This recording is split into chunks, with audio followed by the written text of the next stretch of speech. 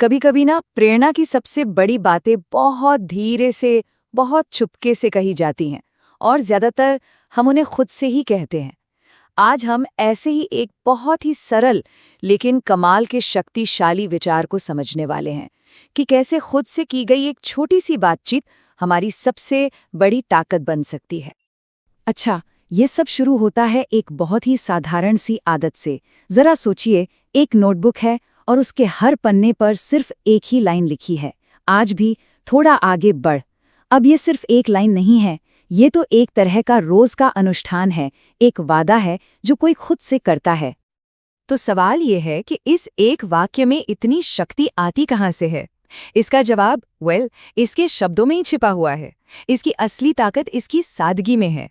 चलिए इसे थोड़ा तोड़ कर देखते हैं और समझते हैं कि इसका हर एक शब्द इतना मायने क्यों रखता है।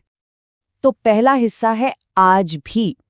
ये शब्द इस बात पर जोर देते हैं कि हमें रोज लगे रहना है, कंसिस्टेंट रहना है। इसका मतलब है कि कल चाहे जो भी हुआ हो, सफलता मिली हो या असफलता, कोई फर्क नहीं पड़ता। आज एक नई शुरुआत है और आज फिर से कोशिश करनी है। यह हमें हर दिन एक नया मौका देता है। फिर आता है थोड़ा, और ये शब्द बहुत बहुत ज्यादा जरूरी है। क्यों? क्योंकि ये हमें बड़े बड़े लक्ष्य बनाकर खुद पर बोझ डालने से बचाता है। ये कहता है कि भाई, पहाड़ नहीं हिलाना है, बस एक छोटा सा संभालने लायक कदम उठाना है। ये तरक्की के रास्ते को आसान और कम डरावना बना देता है। और आखिर में है आगे बढ़। एकदम सीधी और साफ दिशा, इसमें कोई कंफ्यूजन नहीं है। डायरेक्शन सिर्फ एक है, आगे की तरफ। ये हमें रुकने या पीछे मुड़ने के बजाय एक मोमेंटम बनाए रखने के लिए प्रेरित करता है, चाहे वो स्पीड कितनी भी धीमी क्यों ना हो। तो जब ये तीनों हिस्से एक साथ आते हैं, आज भी, थोड़ा और आगे बढ़, तो ये सिर्फ एक वाक्य नहीं रह जाता, ये तो ग्रोथ के लिए एक पूरा दर्शन बन जाता है। मतलब निरंतरता, सहजता और प्रगति, ये अपने आप में एक बहुत ही शक्तिशाली जीवन मंत्र है। अब जो सबसे दिलचस्प बात है वो ये है कि कैसे पन्ने पर लिखने का एक मामूली सा काम धीरे धीरे हमारी सोच का हिस्सा बन जाता है। ये सिर्फ एक आदत नहीं है, ये एक आदत का जादू है जो हमारे बाहरी काम को हमारी अंदर की सोच में बदल देता है। ये बदलाव एक सफर की तरह है। ये शुरू होता है एक छोटे से काम से, रोज उस वाक्य को लिखने से। फिर बहुत जल्द हर नया पन्ना एक रिमाइंडर बन जाता है। फिर धीरे धीरे कागज के वो शब्द हमारी अपनी अंदर की आवाज बन जाते हैं।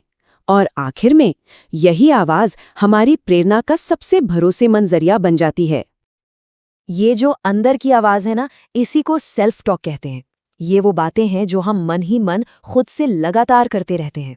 ये लिखा हुआ वाक्य सीधे सीधे इसी सेल्फ टॉक को एक पॉजिटिव और पर्पसफुल रूप दे देता है, हमारी भीतरी बातचीत को एक नया आकार देता है। तो आखिर में हम कहाँ पहुँचते हैं? एक ऐसी जगह जहाँ प्रेरणा बाहर से नहीं बल्कि अंदर से आती है। ये किसी और के शब्दों से नहीं बल्कि खुद के साथ की गई बातचीत से पैदा होती है।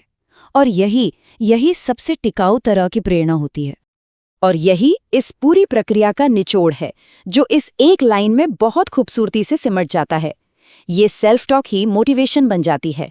असल में प्रेरणा कोई बाहरी चीज है ही नहीं जिसे खोजना पड़े। ये तो वो बातचीत है जिसे हम खुद के साथ करना चुनते हैं। तो अब सोचने वाली बात ये है कि आज कोई व्यक्ति खुद से कौन सी बातचीत शुरू करेगा?